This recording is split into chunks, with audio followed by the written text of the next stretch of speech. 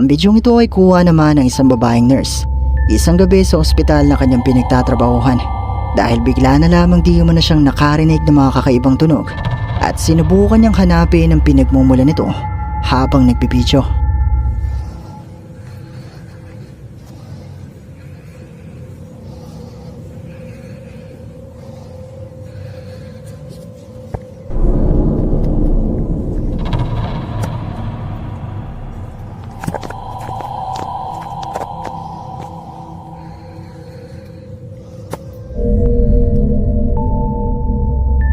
Walang kamalay-malay ang nurse na may-ari ng bidyong ito na nahagip pala ng kanyang kamera mula sa bahaging ito ang tila maputlang mukha ng isang babae na nakasilip at nakatitik sa kanya.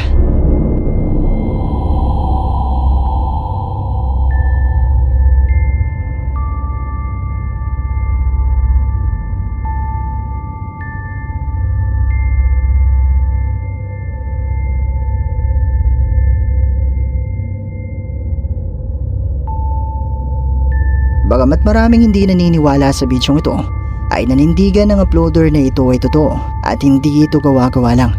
Pero isa nga kayang multo ang nakuhanan niya sa bidyong ito. Kayo na ang bahalang umusga.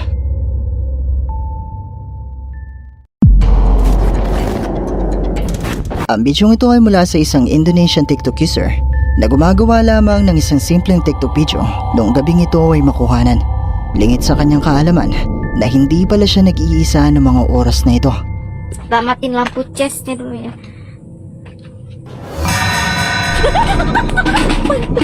Anjir. Apa tadi itu anjir? Hah, kamu lihat nggak sih? Hah? Udah aku matiin lampu.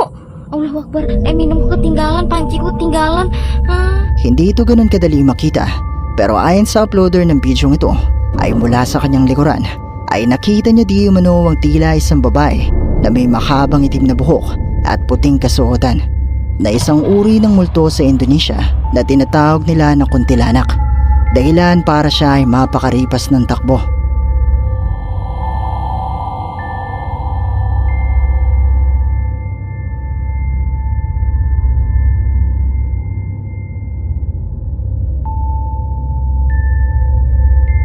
Totoo nga kaya ang bidyong ito na mula sa Indonesia? Isa nga kayang multo o kuntilanak ang nagpakita sa bidyong ito?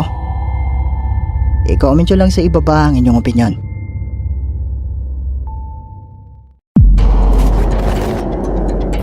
Ang ghost hunter na si Ian na may-ari ng YouTube channel na Midwest Ghost Hunter ay nag-imbestiga sa isang sagradong libingan ng mga Native Americans na tinatawag ngayon na Man Mount Park. Ang salitang Mount sa Tagalog ay nangangahulog ang tambak at kaya ito tinawag na Man Mount Park ay dahil tinambakan ito ng mga Native Americans noon para maghugis tao. Sa paglipas ng ilang libong taon ay halos buo pa rin ang hugis nito, pero kinailangan magtayo ng isang kalsada noon na siyang sumira sa paanan ng tambak na ito. Marami nagsasabi na marahil ito di umano ang dahilan kung bakit may mga kababalaghan na nangyayari sa lugar na ito. Dahil matapos na magawa ang kalsada at gawing isang parke ang tambak, ay nagsulputan na mga kwento na may mga nakakarinig di umano na mga yabag at boses at nakakita ng mga puting imahe dito. Kaya naman sinubukang alamin ni Ian kung may katotohanan nga pa ang mga kwentong ito. If there's anybody out here with me, could you give me a sign of your presence?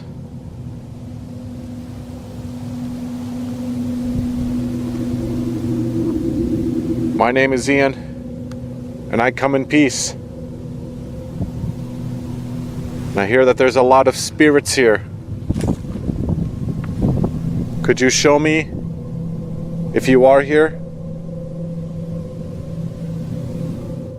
Just to make note, there is a farm right next to here. So if you hear mooing or other animal sounds, that is where that's coming from. That was a bit different. What the hell was that? Okay, that came from over here.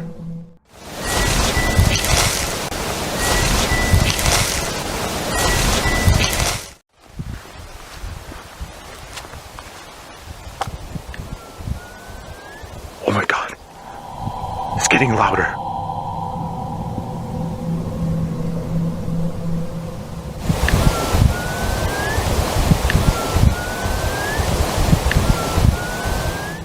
So if I hear those whistling sounds now, I'll know that that wasn't the wind.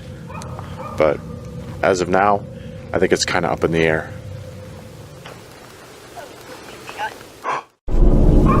Okay, I'm pretty sure I just heard voices.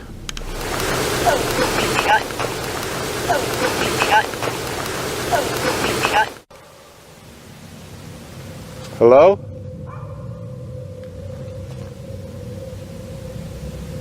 Is there somebody here?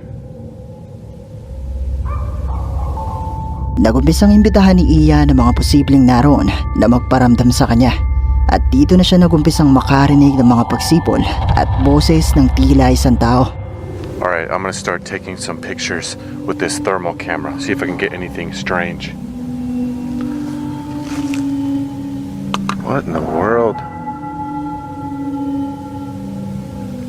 The ground is like showing up colder than the sky. Like way colder. That is so weird. I've never seen that before. That is so bizarre. Is it something to do with this mound? Let me try it over here once. Well, yeah, it's like normal over here. But then over here, it isn't. This is so freaking weird. Wait, what the f is that? There's something floating above the mound. It's something floating in midair.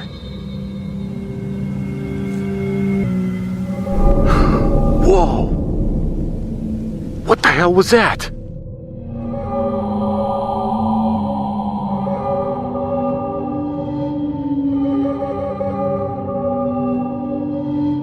Who's over there? I see you.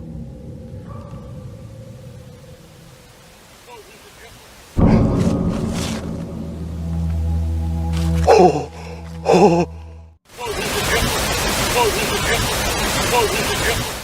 Could you come towards me? Walk up towards me through the grass.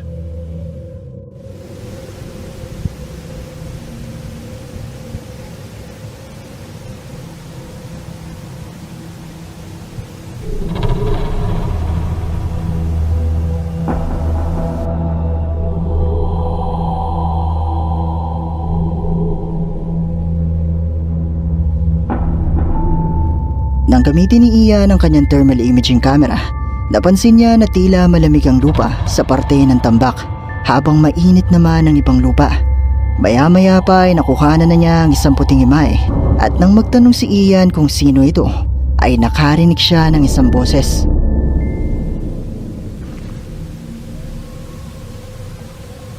Oh God. What the hell? Those sounded like footsteps. That was coming from over this way. Hello?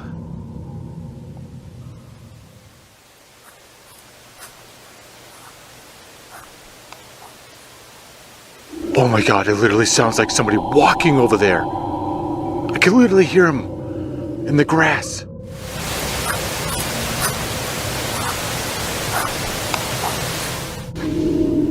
What the hell is that?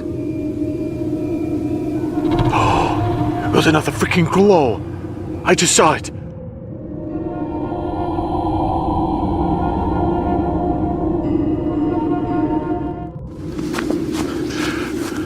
It was right over here. I just seen it. Hello? Oh, wait, shh. Listen.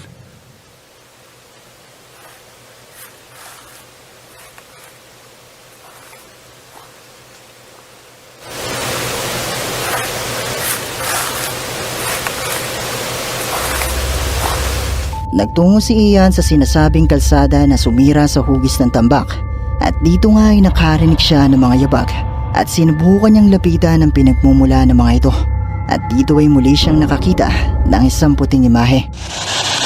We'll try a spirit box session. Are there any indigenous spirits buried here that would like to speak to me? What tribe are you? Ooh. That was a freaky noise. This thing's starting to sound kind of weird. Is it a person?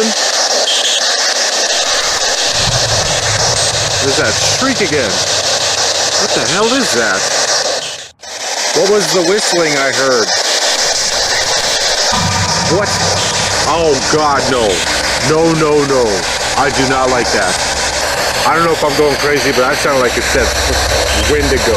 Nagsagawa si Ian ng spirit box session at dito ay ilang ulit siyang nakarinig ng mga pag-angin ng tila isang mabangis na hayop at maya-maya pa nga ay narinig niya ang isang boses na nagsasabing Wendigo na isang maalamat na nilalang o supernatural entity na ayon sa mga kwento ay uhaw at gutom sa dugo at laman ng tao. Dito na nakaramdam ng takot si Ian pero bago siya umalis ay sinubukan pa niyang kumuha ng mga litrato.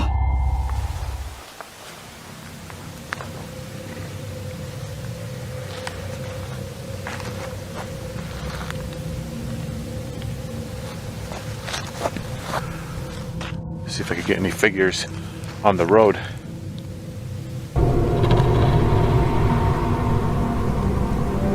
Oh, I just got like a weird mist. What the heck was that?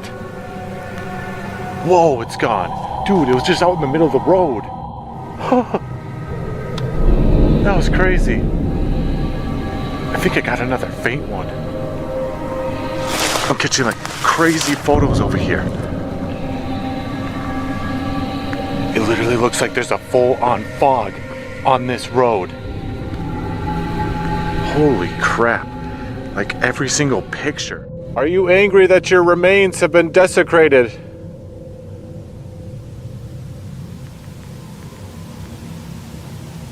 I just want you to know I would be angry too. You have every right to be angry. What the? Holy shit. I kind of feel like I'm agitating the spirits right now. I don't think it's a good idea for me to stay much longer.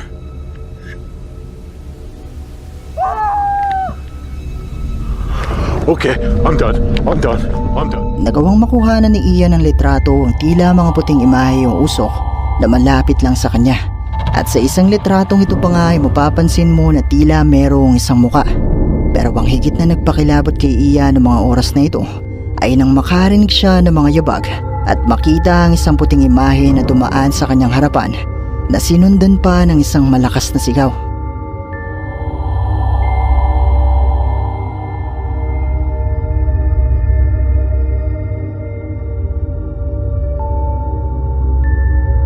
Ang mga tunog at mga pagpaparamdam kayang ito na naidokumento ni Ian ay mga patunay na totoong haunted ang Man Mount Park. Mga multo nga kaya ang nakuhanan ni Ian sa bidyong ito? Kayo, nasa palagay nyo?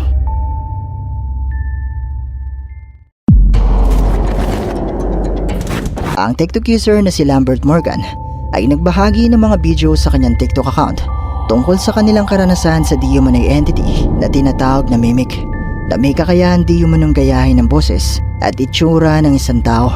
At narito nga ang isang video na kung saan ay nai-record di umano ni Morgan ang kanyang sariling boses.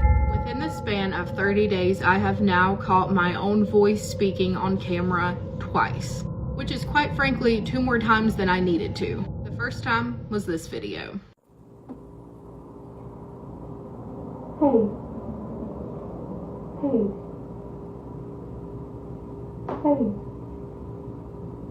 So this newest video that you guys have probably seen, I'll insert it right here. Oh God! I was What'd you say just now? I said, oh God. Why? Sure. What did you say just now?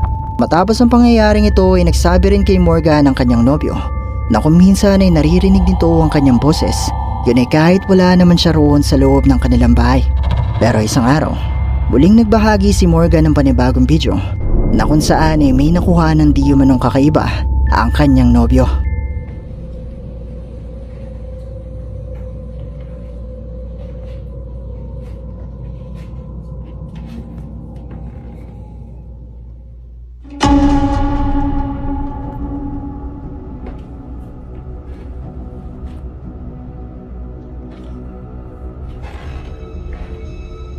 Babe?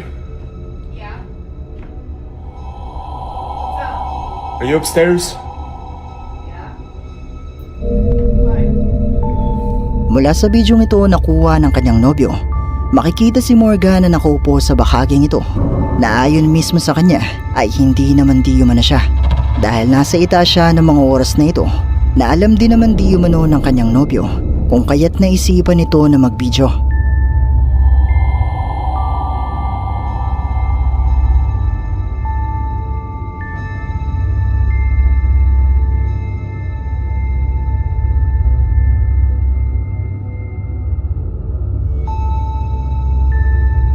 Naniniwala si Morgan na posibleng ito ay ang entity na tinatawag na mimic na ginaya siya maging ang kanyang kasuotan noong araw na makuha na ng bidyong ito. Pero katulad pa rin ang palagi kong sinasabi, nasa inyo na kung maniniwala ba kayo o hindi.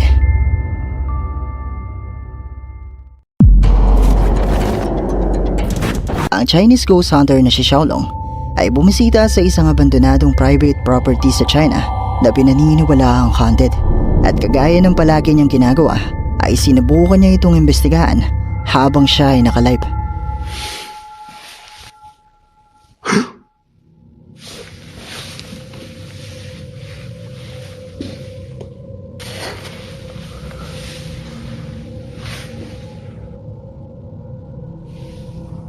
我操！我跟你说，这个地方我不想给你们讲故事了啊，因为这个地方太敏感了，一次性手术单儿，看还有针头。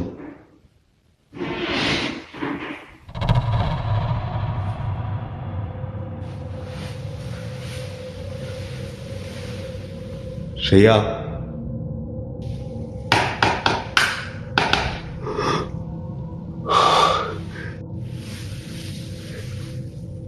我他妈好像发现了好东西了又！哎，谁呀？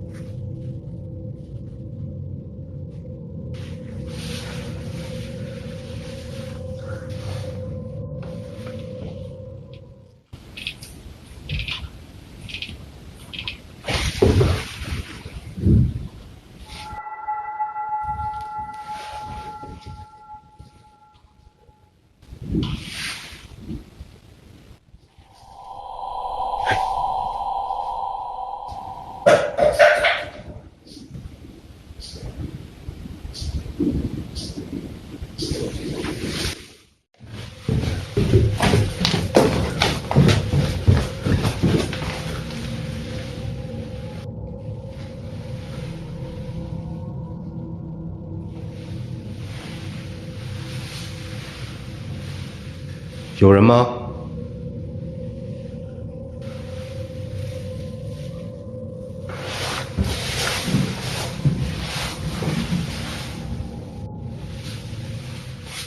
哎，我操你妈！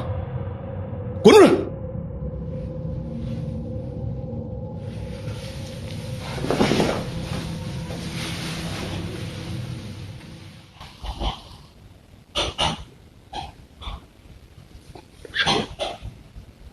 谁呀？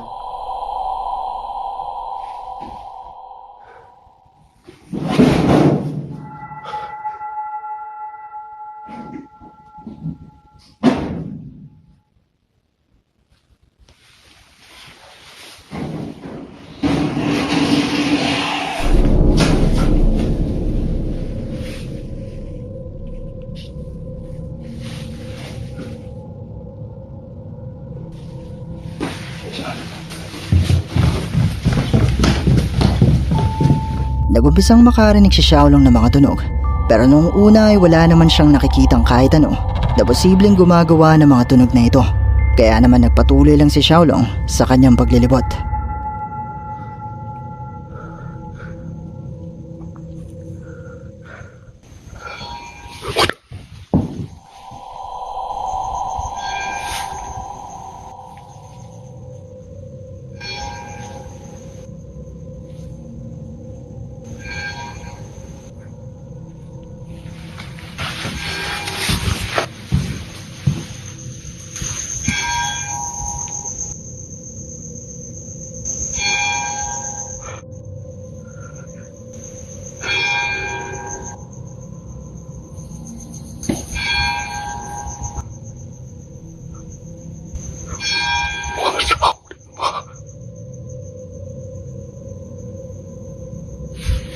多少声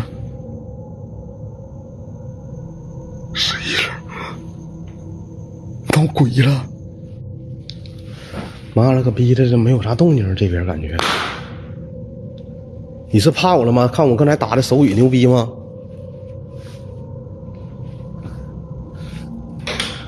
哎！我操你妈！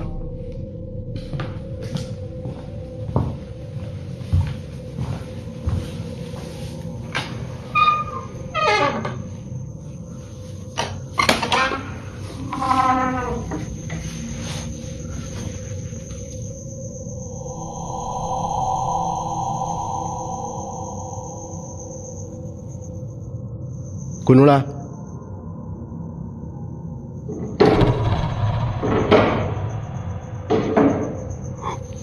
我操你妈！他是往上走了！我操你妈的！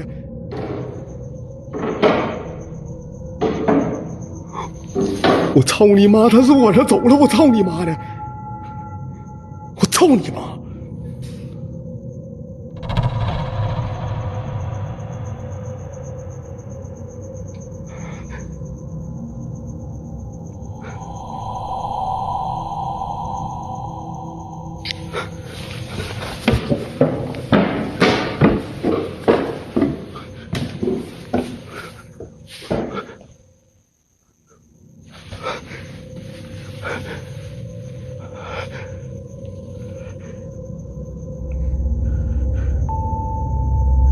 ！Sa patuloy na paglilibot ni Xiaolong ay nagumpisa na niyang makita ang kusang paggalaw ng mga bagay sa loob, kagaya ng paggalaw ng pintuang ito.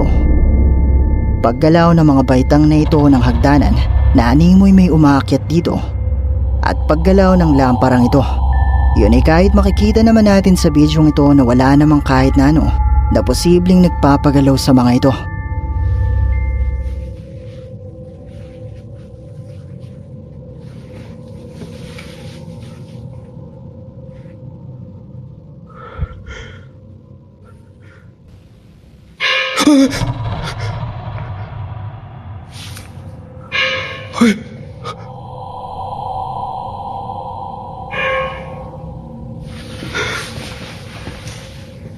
哎，我操你妈！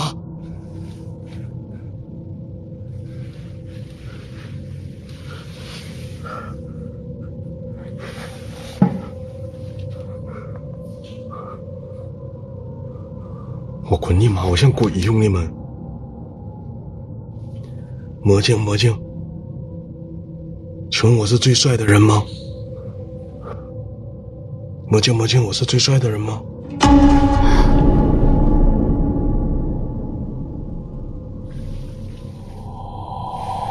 我操你妈！哎呦我操！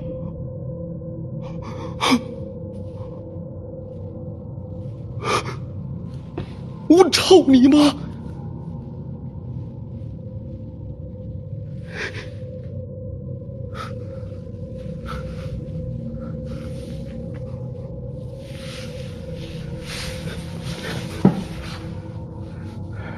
啊！那看到我能是那首歌的歌是你给你啊！咱我见我傻逼，操你妈逼！差点干嘛干大点，不要来讲，说真你那条。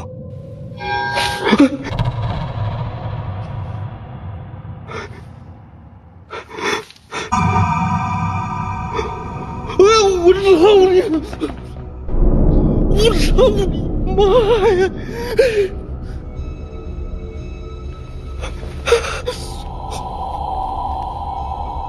我操你妈！谁呀？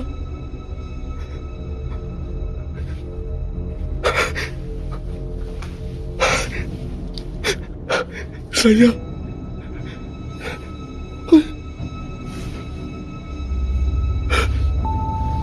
Nang sinubukan ni Xiaolong na umupo sa harap ng isang salamin at magpiro dito, ay sandaling sumindi ang ilaw na pang-disco. At nang muling humarap si Xiaolong sa salamin, ay nakita niya mula rito ang tila isang tao na nakatayo malapit sa isang malaking orasan.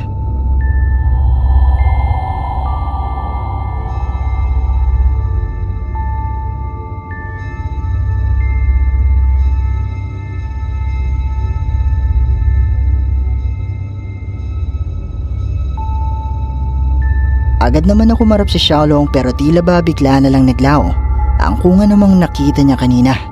At di pa siya nagtatapos. 你个这个车他妈说了今天正好咱那先生，咱那个那个是那个是那叫。哎，我操你妈！哎，我操你妈！我。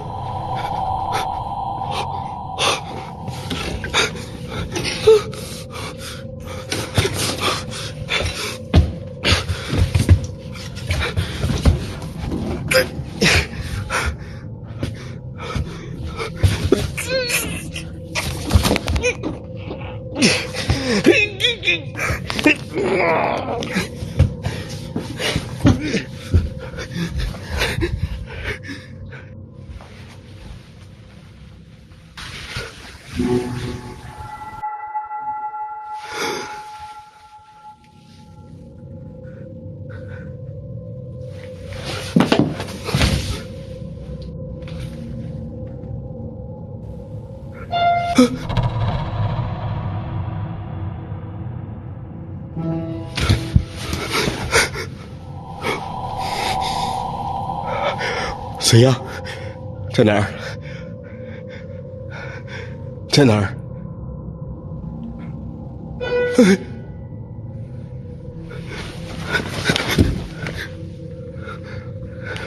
连别都这劲儿的，先老小伙，我发现。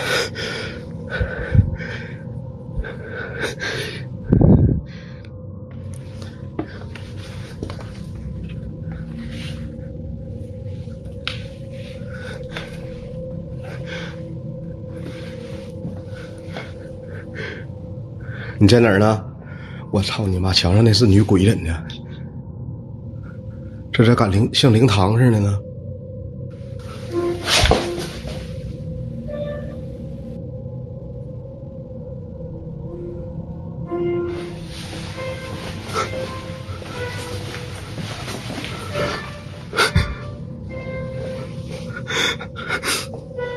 我操你妈了个逼！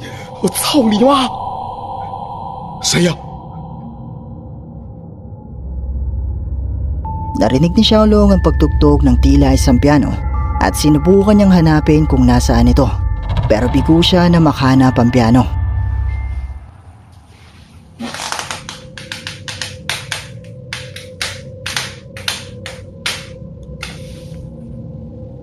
操你妈谁？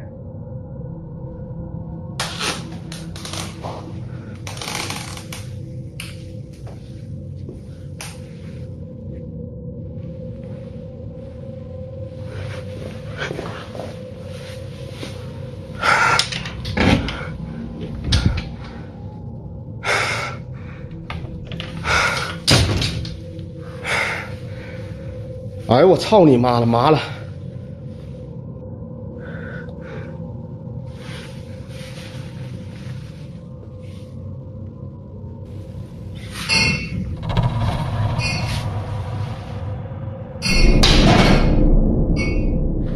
我操你妈！你是要喝酒吗？咋搁这屋里要给我灌醉呀？ 是吗？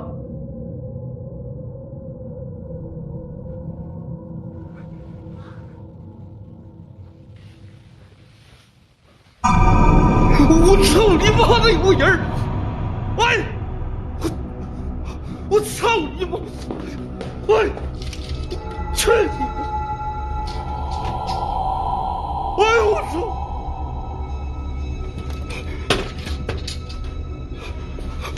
哎呦我操你妈！哎呦我操！我操你妈！ Habang si Xiaolong ay nasa loob ng kwartong ito, ay nakita niya ang kusang paggalaw ng poting ito na nasa loob ng isang cabinet. At maya-maya pa nga ay nakita niya mula sa closet na ito ang pagdungaw ng tila isang tao. Agad-agad naman na binuksan ni Xiaolong ang closet pero wala namang tao na naroon sa loob.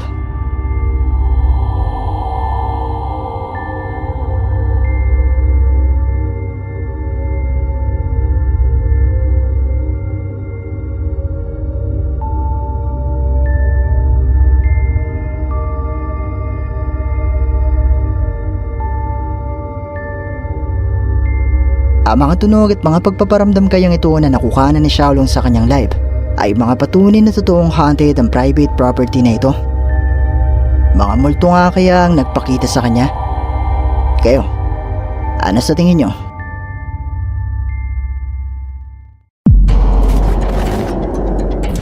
Ang bidyong ito ay kumakalat ngayon sa TikTok na mula di umano sa livestream ng isang lalaki na sinasabing nakakita di umano siya ng animoy maliliit na tao mula sa isang puno. Narito ang video at pagmasdan mo ito ng mabuti. This the spot. This the spot. Nah, come back out. Why they be peeking like that? Peeking. Alright, so look, let me know. Mula sa bidyong ito ay nakuha ng di umano ng lalaki sa kanyang livestream. Ang animoy isang maliit na tao na noong una ay nakatingin sa kanya pero agad ding nagtago at pumasok sa putas na ito ng puno.